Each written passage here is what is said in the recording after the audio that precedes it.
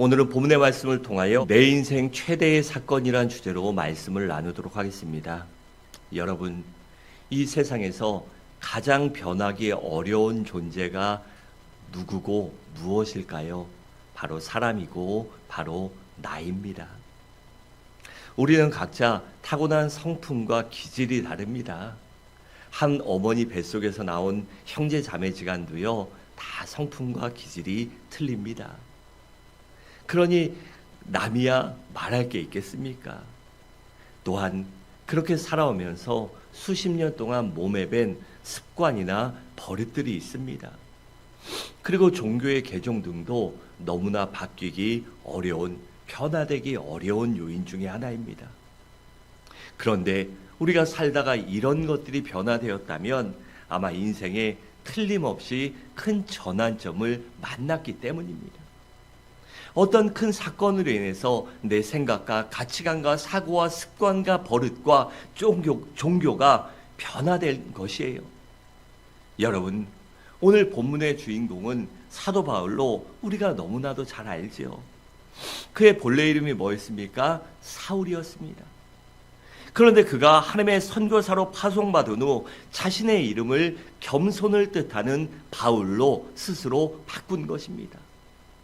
그 사울이라는 이름이 너무나도 악명 높았죠. 유대인들에게는 유명했기 때문에 아마 바울로 바꾼 이유도 있겠지만 어찌되었건 난 이제 하나님 앞에 겸손한 사람이다 라는 걸 나타내기 위해서 그렇게 이름까지 개명한 것입니다. 여러분, 사울은 원래 시리아 지방의 다소라는 지역에서 출생한 유대인 교포였는데 상당한 유력한 사람의 자녀였기 때문에 날 때부터 로마의 시민권도 갖고 있었고 또한 유대로 유학 가서 최고의 학문을 닦기도 했고 그의 친척 중에 유대 공의회 회원들과 유력자들이 많이 있었습니다. 그렇기 때문에 사도 바울은 사울이었죠. 사울은 헬레니즘과 유대주의, 로마 문화를 모두 다 경험했던 이 독특한 경험을 갖고 있었습니다.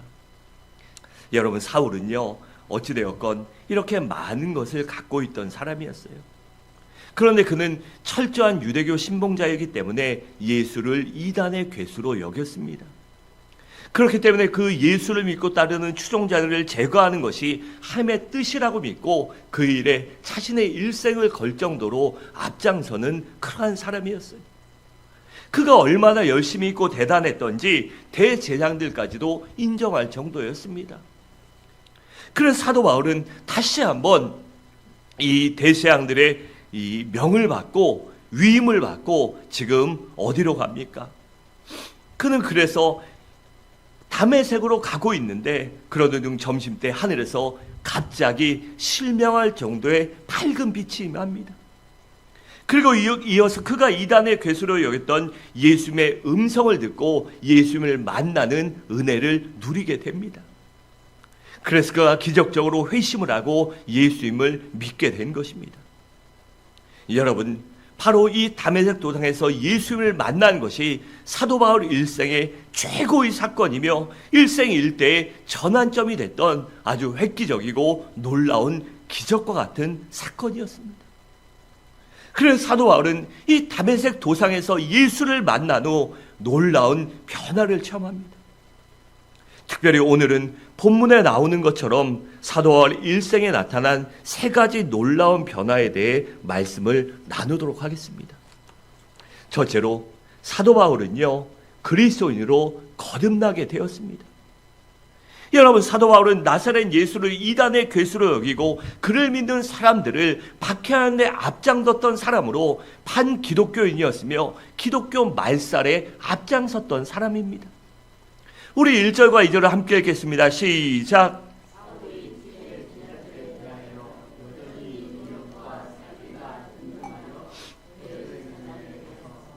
다메섹 여러 회당에 가져갈 공문을 정하니 이는 만일 그 도를 따르는 사람을 만나면 남녀를 막론하고 결박하여 예루살렘으로 잡아오려 함이라. 아멘. 여러분, 이랬던 사도 바울이 어떻게 갑자기 개종을 하게 되었을까요? 그것은 바로 전적인 하나님의 은혜였습니다. 하나님의 은혜가 아니면 무엇라고 설명할 수 있겠습니까? 주님께서 그를 택하시고 강권적으로 역사하시지 않았더라면 평생 예수 믿지 않았을 사람입니다.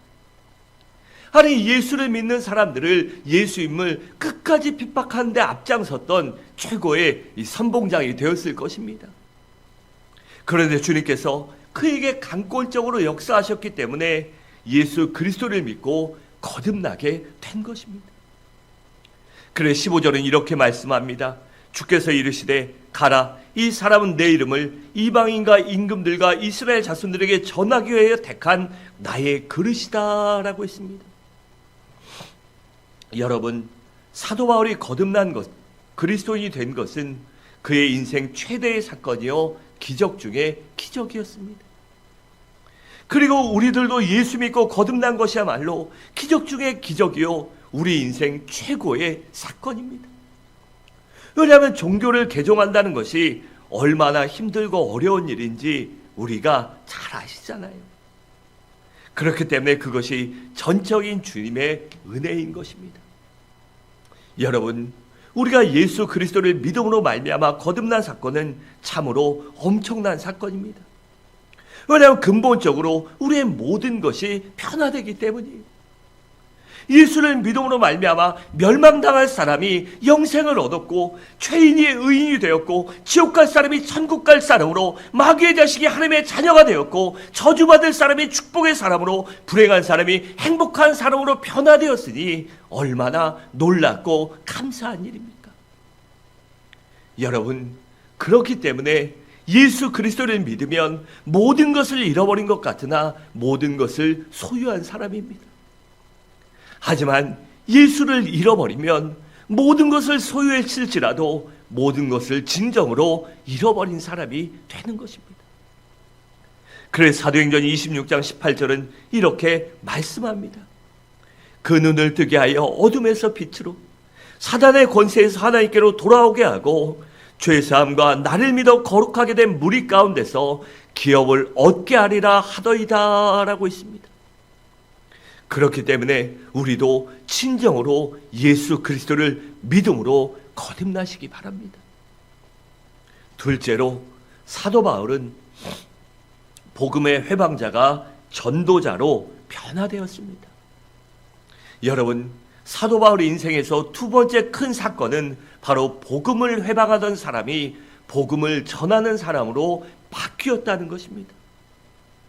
그 사실에 아마도 사도 바울 자신도 굉장히 놀랐을 것입니다. 그것도 그리스도를 영접하고 많은 시간이 흘러서 훈련받고 뭐하고가 아니라요, 예수를 믿고 얼마 되지 않아부터 전도했으니 얼마나 놀라운 일입니까? 20절에 이렇게 말씀합니다. 즉시로 각 회당에서 예수가 하나님의 아들이심을 전파하니라고 했습니다. 여러분, 사도 바울이 이렇게 예수를 만나고 즉시 전도했다는 것은 정말로 대단한 사건이 아닐 수 없습니다. 여러분, 한번 생각해 보십시오. 지금 사도 바울이 다메섹에 왜 온다는 소문이 다 퍼졌을 것입니다. 왜 오지요? 다메섹에 예수 믿는 사람들을 잡아서 예루살렘으로 끌고 가려 온다 소문이 벌써 다 퍼졌을 것입니다. 그래서 기독교인들은 이 숨는 사람도 있었을 것이고, 걱정하는 사람도 있었을 것이고, 하나님 앞에 그냥 매달리는 사람도 있었을 것이고, 아마 그리스도인들은 그랬을 것이에요. 그런데 유대인들은 어떻겠습니까? 이때가 기회다, 사도 바울을 등에 업고 한번 싹 다 청소하자, 아마 이런 생각 가졌을 것입니다. 그런데 그가 예수를 전하니 얼마나 사람들이 놀랐겠습니까? 아마 기가 차고 자빠질 노릇이었을 것입니다. 그리고 사도 바울도 그렇게 예수를 전하며 그렇게 전하고 있는 자신의 모습에 놀라고 감동받았을 것입니다. 여러분, 사도 바울도요, 예수 믿은 지 얼마 되지 않았기 때문에 무엇을 어떻게 전해야 할지 잘 몰랐을 것이에요. 물론 19절에 보면 며칠 동안 주님의 제자들에게 예수님에 대해 들었지만 그런 짧은 시간 얻은 지식과 경험으로 무엇을 전도할 수 있겠습니까? 하지만 사도 바울은 자기의 자존심이나 부족한 지식이나 여러 가지 안 좋은 여건과 상황에서도 즉시 전도했습니다.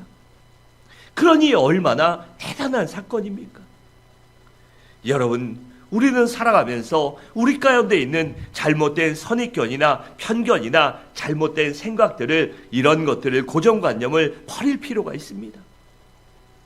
특별히 전도에서도 마찬가지입니다. 그렇기 때문에 전도란 전문가가 하는 것이다, 아니면 특별히 훈련받은 사람들이 하는 것이라는 생각을 버려야 합니다. 또 전도란 신앙생활 오래 한 사람들이 하는 것이다 하는 그런 생각을 버려야 해요. 여러분 어떻습니까? 사실 실상은 성경에 보면, 아니면 기독교 역사를 보면 실세는 그렇지 않아요. 여러분 안드레는 어땠습니까? 주님을 만난 다음 날 형제 베드로를 전도해서 주님께 데려옵니다. 안드레가 베드로를 데려오지 않았다면 베드로가 주님의 수제자가 될 수 있었겠습니까? 또 빌립도 구원받은 후에, 주님을 만난 후에 즉시 친구 나다니엘을 데리고 옵니다. 그리고 나다니엘은 주님을 만나고 영접하고 구원받게 되죠. 또 수가성에 살던 여인도 주님을 만난 즉시 증거해서 동네의 많은 사람들이 예수님을 믿게 했습니다. 그렇기 때문에 전도는 주님을 만난 믿는 사람이라면 누구든지 할 수 있는 것입니다. 그렇다면 사도 바울이 전도한 내용은 무엇일까요? 그것은 의외로 간단했는데 바로 예수님이 하나님의 아들이라는 것입니다. 20절에 이렇게 말합니다. 즉시로 각 회당에서 예수가 하나님의 아들이심을 전파하니라고 했습니다. 여러분, 사도 바울이 전한 예수님이 하나님의 아들이라는 것은 유대인들에게 있어서 엄청난 말입니다. 왜냐하면 그것은 예수님이 죄가 없으신 분이시며 하나님의 시라는 것이 되기 때문이에요. 그리고 사도 바울은 예수가 그리스도라고 외쳤습니다. 22절에 이렇게 말씀합니다. 사울은 힘을 더 얻어 예수를 그리스도라 증언하여 다메섹에 사는 유대인들을 당혹하게 하니라라고 했습니다. 여러분, 여기 그리스도란 헬라이고 히브리어로는 메시아입니다. 그리고 우리말로는 구세주가 되죠. 그러니까 예수가 메시아다, 여러분 유대인들에게는요 이건 충격이요, 아니면 사망 선고와도 같은 말씀입니다. 그러니 얼마나 많은 사람들이 충격을 받았겠습니까? 여러분, 예수님만이 우리들 죄악 가운데 구원하실 수 있는 유일한 구세주가 되십니다. 또한 하나님과 우리 사이에, 나와 사이에 유일한 중보자가 되십니다. 그래서 예수님은 우리를 구원하시는 구세주가 되시려고 온 인류의 유일한 메시아가 되시기 위하여 십자가에서 죽으셨다가 사흘 만에 다시 살아나셨습니다. 우리 베드로전서 3장 18절을 함께 읽겠습니다. 시작.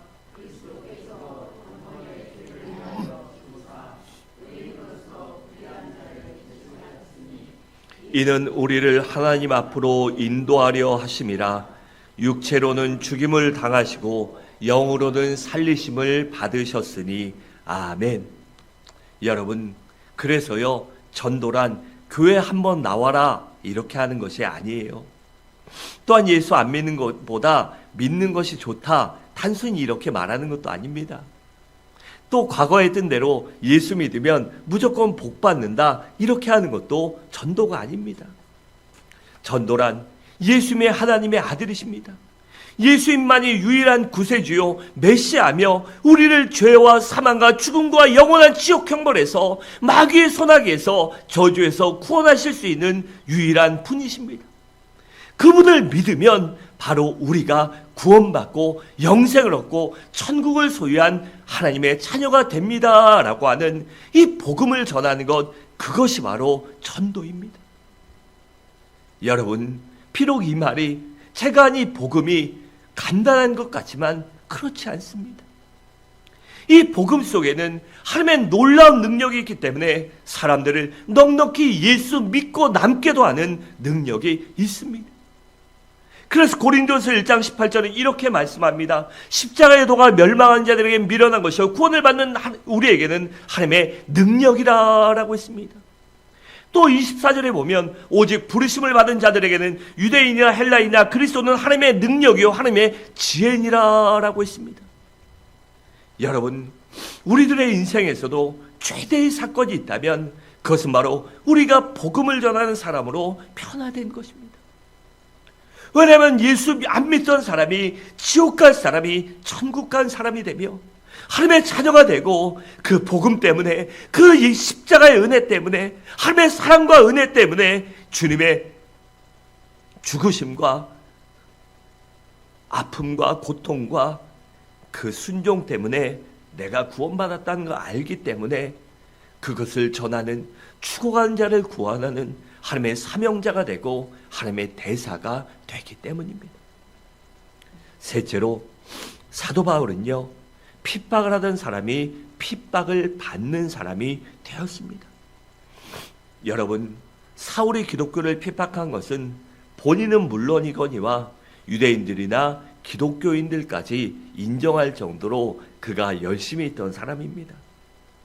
그가 얼마나 열심히 있었든지 유교의 대제사장들도 인정했다고 합니다. 그래서 사도행전 8장 1절은 이렇게 말씀합니다. 사울은 그가 죽임당함을 마땅히 여기더라. 그날에 예루살렘에 있는 교회에 큰 박해가 있어 사도 외에는 다 유대와 사마리아 모든 땅으로 흩어지니라 라고 했고, 3절에 보면 사울이 교회를 진멸할세 각 집에 들어가 남녀를 끌어다가 옥에 넘기니라 라고 했습니다. 또 9장 1절과 2절에 보면 사울의 주의 제자들에 대하여 여전히 위협과 살기가 등등하여 대제사장에 가서 다메섹 여러 회당에 가져갈 공문을 정하니 이는 만일 그 도를 따르는 사람을 만나면 남녀를 막론하고 결박하여 예루살렘으로 잡아오려 함이라 라고 했습니다. 여러분, 이랬던 사울이 핍박을 당하는 사람이 되었으니 얼마나 놀라운 사건입니까? 여러분, 사울은요, 그의 출신 성분만으로도 핍박이나 박해받을 사람이 아닙니다. 아니, 그가 예수만 믿지 않고, 아니 예수 믿고 그냥 복음 전하지 않고 조용히 나만 열심히 신앙생활하고 나만 잘 살면 되지, 나만 바르게 믿음으로 살면 되지, 그렇게 했다면요 어디 핍박 받습니까? 어디 누가 유대인들이 사도 바울한테 가서 뭐라고 하고 따지고, 여러분 못합니다. 여러분 지금도 한번 보십시오. 군산에서도요, 뭐 군산시장 아니면 군산시의회 의장 아니면 국회의원, 경찰서장 뭐 한가닥 하는 사람들 가족이고 친인척만 돼도요 거들먹거릴 수 있습니다. 함부로 못합니다. 그 집 애들이라도요, 쟤네보다 어린 애들이라도요 어른도 말 함부로 못합니다. 왜요? 함부로 했다가 괜히 안 좋은 일 당하니까. 얼마든지 그럴 수 있는 힘과 능력이 있잖아요. 그것이 세상 아닙니까? 그런데 사도 바울은 그 모든 것을 포기하고 예수를 위해 핍박받는 것이 당연하다. 예수를 위해 핍박받는 것, 내가 복음을 전하고 사람의 영혼을 살리며 하나님의 사명을 감당하는 것, 그것이 가장 가치 있는 일이고 영혼의 때를 준비할 수 있는, 영원한 삶을 아름답게 만들 수 있는 것을 알았고 믿었기 때문에 그렇게 핍박도 인내 감수했던 것입니다. 여러분, 이렇게 사도 바울이 거듭나서 예수 그리스도의 복음을 증거하자 처음에는요 유대인들이 놀랍니다. 21절이 이렇게 말합니다. 듣는 사람이 다 놀라 말하되라고 했어요. 그리고 매우 당혹스럽게 여깁니다. 22절은 이렇게 말합니다. 사울은 힘을 더 얻어 예수를 그리스도라 증언하여 다메섹에 사는 유대인들을 당혹하게 하니라 라고 했습니다. 여러분, 모든 사람이요 아마 사도 바울 자신도 자신이 사울이 예수님을 믿고 전도할 줄은 생각지도 못했을 것입니다. 그런데 그가 예수님을 전도하니 유대인들 입장에서는 얼마나 당혹스러웠겠습니까? 그런데 유대인들이 그 단계를 지나자 이젠 더 이상 눈뜨고 볼 수가 없었어요. 그래서 사울을 아예 죽이기로 작정합니다. 우리 23절과 4절을 함께 읽겠습니다. 시작.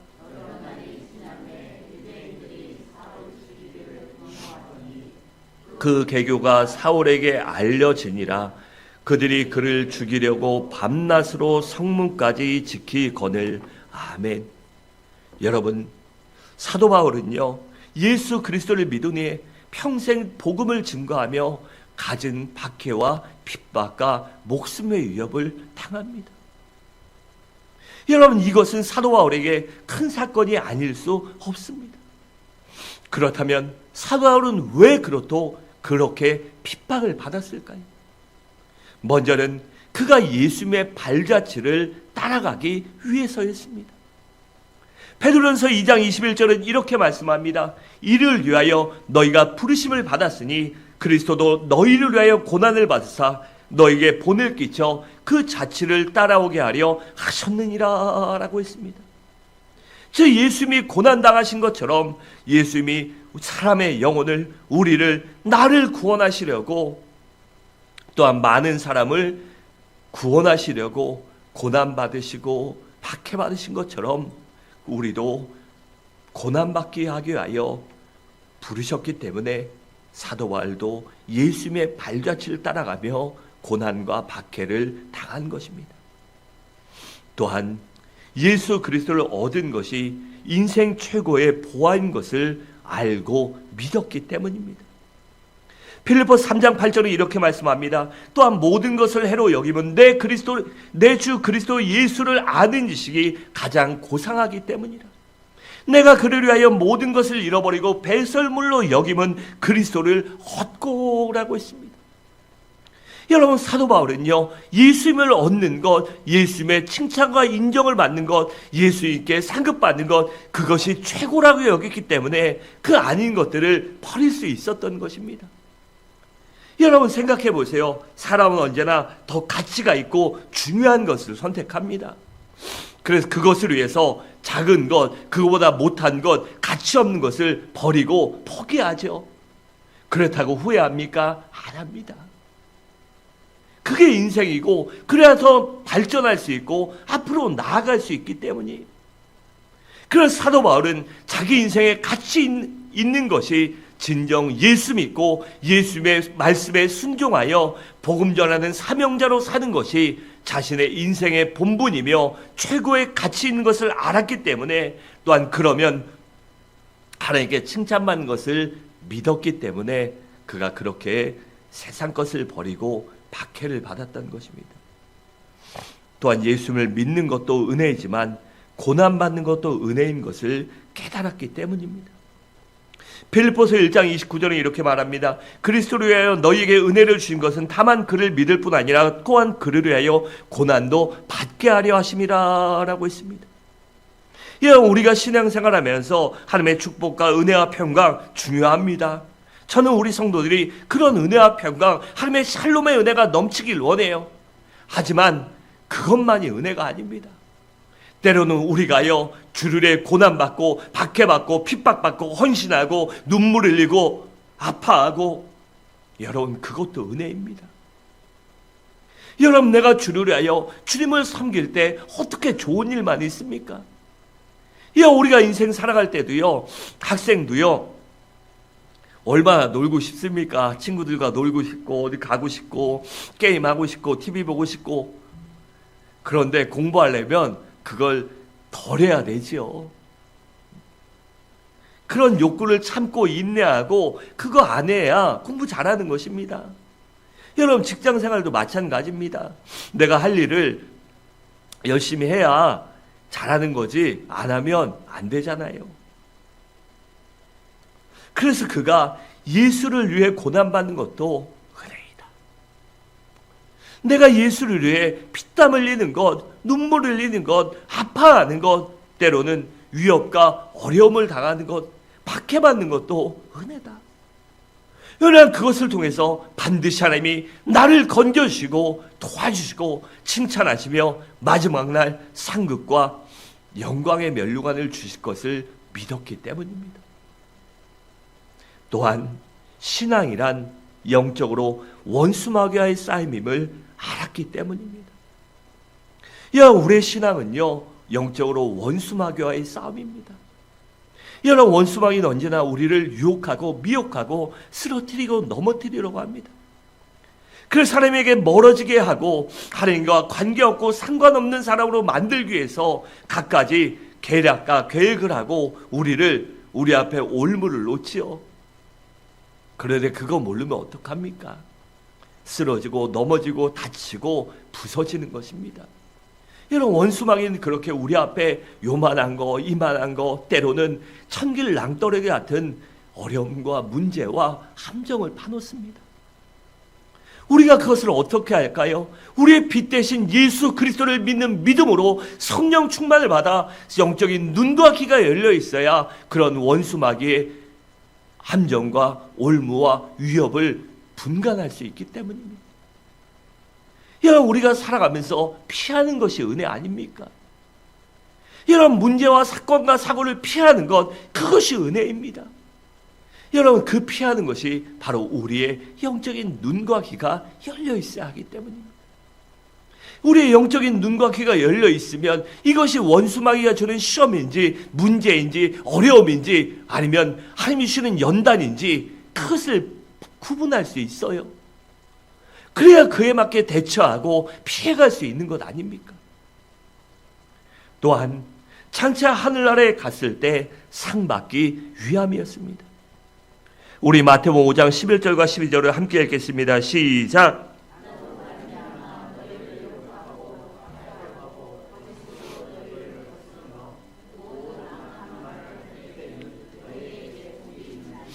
기뻐하고 즐거워하라. 하늘에서 너희 상이 큼이라.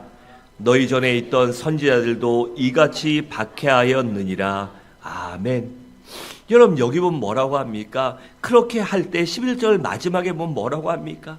너희가 핍박받고 너희가 어려움을 만날 때 그것이 너희에게 복이다라고 말합니다. 왜요?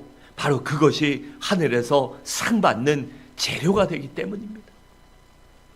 우리가 영혼의 때를 준비한다면 그 영혼의 때의 마지막 상급의 심판대를 고대하고 열망해야 할 거 아닙니까?